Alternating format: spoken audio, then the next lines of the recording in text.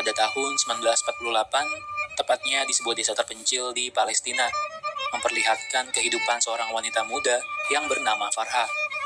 Di sini bisa dikatakan, jika Farha adalah sosok wanita yang sangat berbeda dengan teman-temannya, karena di saat teman-temannya memasuki usia remaja, kebanyakan dari mereka lebih memilih untuk segera menikah. Sedangkan hal itu tidak untuk Farha, ia justru lebih mementingkan untuk bisa melanjutkan pendidikannya. Bahkan di saat ia sedang mengaji, ia mengatakan kepada gurunya jika ia sangat berharap jika suatu saat nanti ada sebuah sekolah khusus untuk wanita di desanya itu. Kemudian Farha pun bertemu dengan sahabatnya yang datang dari kota. Ia bernama Farida. Untuk melepaskan kerinduannya, mereka pun saling berbincang-bincang bersama. Farida mengatakan jika ia sangat merasa rindu tinggal di desa ini karena suasananya yang begitu tenang. Namun sebaliknya dengan Farha, ia malah justru ingin sekali pergi ke kota agar ia bisa melanjutkan pendidikannya di sana. Karena Farha sangat ingin sekali merasakan bagaimana rasanya bisa memakai seragam baru, tas baru, sepatu, dan pulpen layaknya menjadi seorang pelajar. Tapi nyatanya mimpinya untuk bisa belajar di kota ternyata masih harus menunggu keputusan dari sang ayah. Di tengah mereka berbincang, seketika lewatlah para pasukan tentara Inggris. Dengan dipenuhi rasa kekesalannya, Farha dan Farida pun mencoba menghampiri tentara Inggris tersebut, dan mereka berdua mengatakan, "Pergilah dari sini."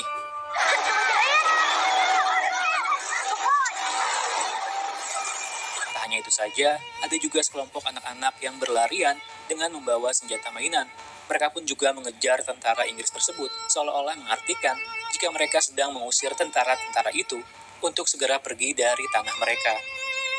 Sedangkan di sisi lain, saat di rumah ayahnya Farha, yang mana beliau merupakan seorang pemimpin di desa itu. Di sana ia pun kedatangan seorang tamu, yaitu pamannya Farha. Mereka sedikit berbincang dengan membahas tentang sejumlah pasukan dan senjata yang dimiliki di desa ini untuk persiapan berjaga-jaga dari serangan pasukan tentara Israel. Saat Farha mengantarkan teh untuk pamannya, ia tak menyangka jika Farha ternyata sudah beranjak dewasa, dan ayahnya pun mengatakan jika Farha sudah saatnya untuk segera menikah. Namun terlihat, Farha mencoba untuk mengalihkan topik pembicaraan itu. Singkat cerita, saat pamannya berpamitan untuk pulang, Farha tak sengaja mendengarkan pembicaraan mereka berdua. Pamannya berpesan jika Farha layak mendapatkan sebuah pendidikan tinggi di kota. Tapi di sini justru terlihat jika ayahnya tidak mendukung Farha untuk melanjutkan pendidikannya, karena ayahnya lebih menginginkan jika anak perempuannya itu lebih baik segera menikah. Namun, pamannya mencoba meyakinkan kepada ayahnya dengan memberikan sebuah kertas yang berisikan formulir pendaftaran sekolah di kota. Dan ia meminta agar ayahnya memikirkan lagi mimpi anaknya itu dengan sangat baik-baik. Dan keesokan harinya, saat ayahnya berbincang dengan guru ngaji Farha, lagi-lagi Farha tak sengaja mendengar obrolan mereka di sana. Terdengar jika akhirnya ayahnya pun setuju untuk berencana mengirimkan Farha bersekolah di kota. Namun sang guru itu justru menyuruh ayahnya untuk mempertimbangkan keputusannya itu, karena mengingat jika situasi di sini pun tidaklah aman. Ia menyarankan jika sebaiknya Farha tetap berada di sisinya. Terlebih di sini pun Farha sudah banyak belajar. Farha yang mendengar hal itu, ia pun segera keluar dari kamarnya, dan ia mengatakan jika dia ingin sekali mempelajari banyak ilmu pelajaran, seperti geografi, sejarah, matematika, dan juga bahasa Inggris, yang mana semua pelajaran itu hanya bisa ia dapatkan jika ia menempuh pendidikan di kota. Kemudian di waktu yang bersamaan, datanglah seorang pria bernama Nasr, yang mana ia adalah sepupu Farha yang datang dengan membawa makanan. Terlihat jika ternyata Nasr sepertinya telah menyukai Farha, namun sebaliknya dengan Farha yang terlihat sangat cuek dengan Nasr. Dan di hari yang bersamaan, Farha dan Farida pun mendatangi upacara salah satu temannya yang akan segera melakukan pernikahan. Sepulangnya dari upacara tersebut, Farha tak sengaja melihat ayahnya yang sedang berkumpul dengan keluarga Nasr, yang mana sepertinya Farha menduga jika mereka semua sedang membicarakan tentang pernikahan Farha dan Nasr. Lalu ketika ia bertemu dengan ayahnya, Farha ingin memastikan apa yang ayahnya telah bicarakan dengan keluarganya Nasr. Ayahnya mengatakan jika Nasr itu adalah calon suamimu. Tentu saja hal itu membuat Farha kecewa, karena seharusnya ayahnya tahu jika Farha tidak ingin segera menikah. Namun ternyata pernyataan ayahnya itu hanyalah sebuah candaan semata, karena secara diam-diam ternyata ayahnya telah menyiapkan kejutan dengan membawakan surat pendaftaran sekolah agar Farah bisa menempuh pendidikan di kota. Yang mana hal itu tentu saja seketika merasa bahagia sekali jika ternyata akhirnya ayahnya mau mengizinkan Farah untuk melanjutkan pendidikannya. Ketika malam, ayahnya pun kembali kedatangan beberapa tamu. Sesaat ingin membawakan mereka minuman, Farah mendengar percakapan antara ayahnya dengan tamu tersebut. Ternyata mereka memperingatkan kepada ayahnya Farah untuk segera membawa penduduk di desa ini mengungsi ke wilayah yang lebih aman, karena telah dikabarkan jika tentara Israel telah melakukan penyerangan di wilayah Palestina Tengah dan juga Selatan, dan kemungkinan besar mereka juga akan mendatangi desa ini. Namun ternyata ayahnya Farah menolak untuk pergi, karena ia mengatakan jika nanti terjadi penyerangan, dirinya sudah siap untuk mempertahankan desa ini. Dan keesokan harinya, Farah pun menceritakan kepada Farida jika ayahnya telah mengizinkannya untuk bersekolah di kota. Namun terlihat jika Farah justru tampak sedikit gelisah, karena di sisi lain, ia akan pergi jauh meninggalkan ayahnya sendiri di sini. Terlebih, ia pun juga merasa khawatir jika suatu saat akan terjadi penyerangan di desanya. Farida pun mencoba meyakinkan jika semua ini akan baik-baik saja, karena Farah harus bisa mewujudkan mimpinya untuk Dan saat kembali pulang, ternyata benar saja, para pasukan tentara Israel itu pun sudah memasuki wilayah desa mereka, dengan cara melakukan penembakan dan peledakan secara membabi buta, yang mengakibatkan seluruh penduduk panik dan berlarian untuk bisa menyelamatkan diri. Di saat kekacauan itu terjadi, beruntungnya di waktu yang tepat, datanglah ayahnya Farida dengan membawa sebuah mobil. Lalu ayahnya Farah pun meminta tolong agar mereka mau membawa pergi Farah dari desa ini. Namun setelah mobil itu berjalan beberapa meter meninggalkan desa, seketika Farah pun berubah pikiran karena ia merasa khawatir dan tak mau meninggalkan ayahnya sendirian. Sementara para pasukan tentara Israel itu pun semakin mendekat. Karena tak ada banyak waktu lagi, mereka pun akhirnya kembali ke rumah. Namun nyatanya, ayahnya pun juga merasa bingung karena ia sendiri pun tak mempunyai tujuan untuk harus pergi kemana.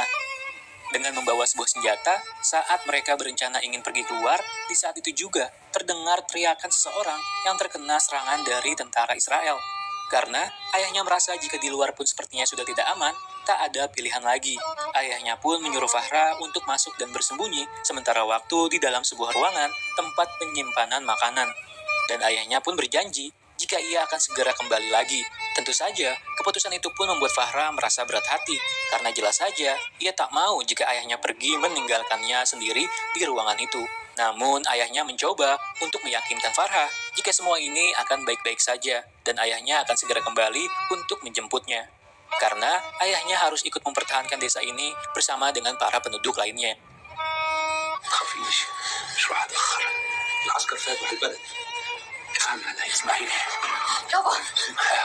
Dan sebelum pergi, ayahnya pun memberikan sebuah belati untuk Farah agar ia bisa menjaga dirinya. Setelah itu, ayahnya pun menutup pintu itu dengan dihalangi tumpuan bebatuan agar tak terlihat oleh siapapun. Sesaat setelah kepergian ayahnya, tak banyak yang bisa dilakukan Farah di ruangan itu selain bersembunyi dan menunggu ayahnya kembali lagi, walaupun entah untuk berapa lama. Singkat cerita, beberapa jam pun berlalu, ditambah hari yang semakin gelap. Beruntungnya di sana Farah menemukan sebuah lampu minyak yang bisa ia gunakan untuk sumber cahaya di dalam ruangan itu.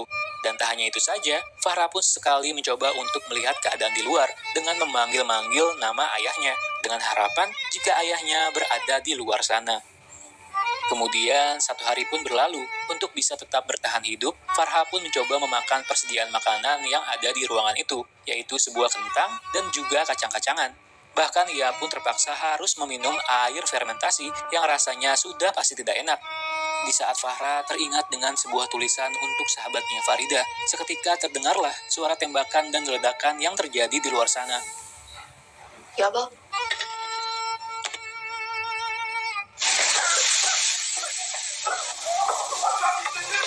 Asap ledakan tersebut pun masuk ke ruangan di mana Farah bersembunyi, sehingga membuatnya sesak untuk bernafas. Bahkan Farah pun juga sempat mendengar teriakan para penduduk yang mencoba mempertahankan desanya itu. Dan singkat cerita, sudah hampir 3 hari berlalu, Farah pun masih tetap menunggu sang ayah datang kembali untuk menjemputnya. Dan sudah beberapa hari ini, Farah pun menahan rasa dahaganya, karena sejak hari pertama, ia pun belum meminum air sama sekali. Namun beruntung, ketika malam tiba, seketika saja turunlah hujan dengan cukup deras. Dan itu membuat Farha sangat bahagia karena itu adalah kesempatannya untuk bisa meminum air.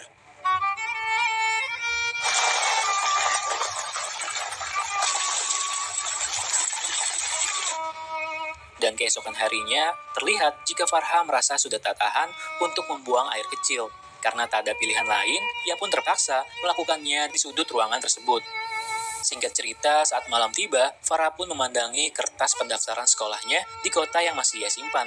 Namun sialnya lampu minyak yang ia jadikan sumber cahaya di ruangan itu pun seketika mati karena kehabisan minyak. Tak kehabisan akal, ia pun mencoba menggunakan jerami kering yang berada di sana, lalu membakarnya. Karena setidaknya hal itu masih bisa menerangi ruangan tersebut.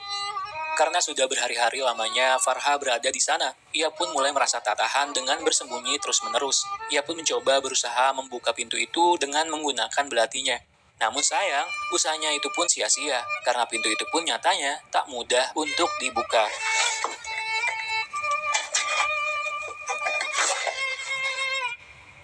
Hari pun kembali berlalu. Ketika terbangun, Farha melihat sebuah keluarga yang datang. Ternyata istri dari pria itu sedang hamil besar, dan nampaknya ia ingin segera melahirkan di sana. Sesaat ketika bayi itu terlahir, ayahnya pun langsung mengumandangkan azan di telinga bayi tersebut. Sementara karena ini adalah kesempatan Farha untuk bisa keluar, ia pun mencoba memanggil pria itu untuk mau membantunya membukakan pintu. Di saat baru saja pria itu ingin membukanya, di waktu yang bersamaan terdengarlah suara pasukan tentara Israel yang semakin mendekat dengan memperingatkan jika pria itu lebih baik segera menyerahkan diri atau dibunuh. Lantas saja, si pria itu pun langsung menyuruh istri dan anak-anaknya untuk secepatnya bersembunyi. Sesaat setelah pasukan tentara Israel itu tiba, terlihat jika mereka juga membawa seorang tawanan yang merupakan penduduk desa setempat dengan kepala yang ditutupi oleh sebuah kain. Tawanan itu pun bersepakat akan membantu tentara Israel dengan sebuah perjanjian jika mereka tidak akan membunuh seorang pun di desa itu.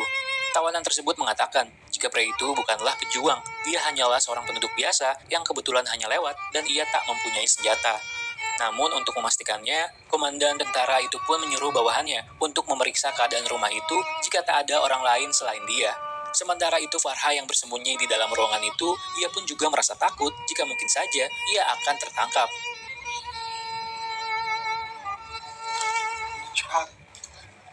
It's not from here. I told you.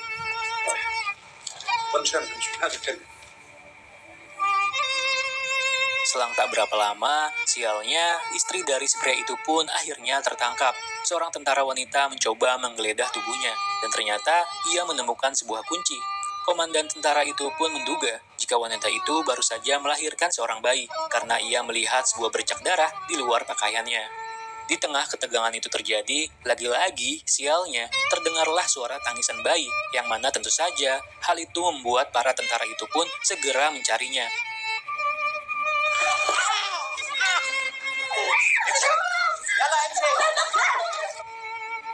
Dan ternyata para tentara itu pun akhirnya berhasil menemukan tempat persembunyian anak-anak mereka beserta dengan bayinya. Sementara itu, sang ayah dan juga sang ibu pun tidak bisa berbuat apa-apa, melainkan mereka hanya bisa pasrah dan menangis histeris melihat kejadian itu. Komandan tentara itu pun memerintahkan agar mereka semua berdiri dengan menghadap ke dinding. Yang artinya tentu saja jika keluarga itu akan segera dieksekusi di sana. Sementara itu, tawanan tersebut merasa tak terima dengan keputusan itu karena hal ini tidak sesuai dengan perjanjian mereka jika seharusnya tak ada seorang pun yang akan dibunuh di desa ini. Saat eksekusi itu dilakukan, dengan jelas Farha pun menyaksikan kejadian itu tepat di depan matanya.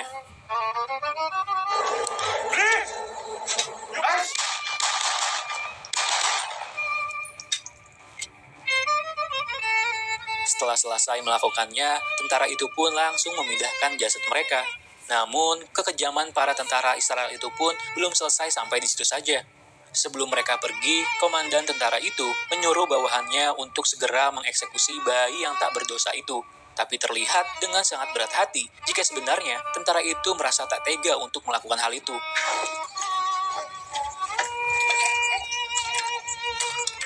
Namun karena tak ada banyak waktu lagi, akhirnya ia pun memutuskan untuk tidak mengeksekusinya, melainkan ia memilih untuk menutupi bayi tersebut dengan menggunakan sapu tangan. Dan lalu, kemudian tentara itu pun segera pergi.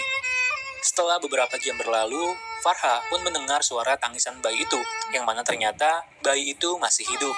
Di sini Farha pun mencoba ingin sekali untuk bisa menyelamatkan bayi tersebut. Namun di sisi lain, ia juga bingung karena ia sendiri pun tidak bisa keluar dari ruangan itu. Akhirnya Farha pun berusaha menghancurkan pintu itu dengan menggunakan kayu besar. Namun apalah daya, berkali-kali Farha mencoba sampai larut malam, nyatanya pintu itu pun tak kunjung terbuka.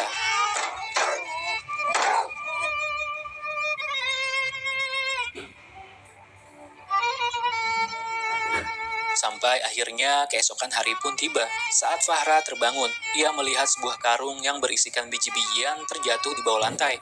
Dan ternyata di dalamnya, ia menemukan sebuah senjata api beserta dengan beberapa amunisinya. Dan ia berpikir untuk menggunakan senjata tersebut.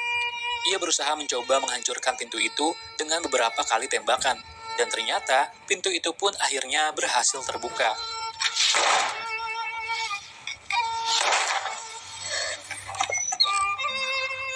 Setelah beberapa hari berada di ruangan itu, Farha pun akhirnya bisa keluar. Namun di sini yang menyedihkannya, sesaat setelah ia keluar, di sana ia melihat jika ternyata bayi yang ia ingin selamatkan nyatanya sudah tak bernyawa lagi. Farha pun terus berjalan melangkah menyusuri desanya, yang mana terlihat jika desanya sudah hancur, tak tersisa, dan bahkan tak ada seseorang pun di sana. Farha pun menyempatkan dirinya untuk minum dan membersihkan dirinya di dalam sungai. Lalu ia kembali ke tempat di mana ia terbiasa bermain dengan sahabatnya, yaitu Farida.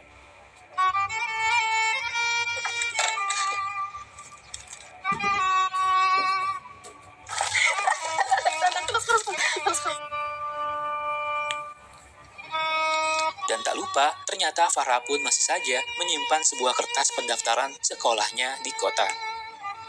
Dan film ini pun selesai.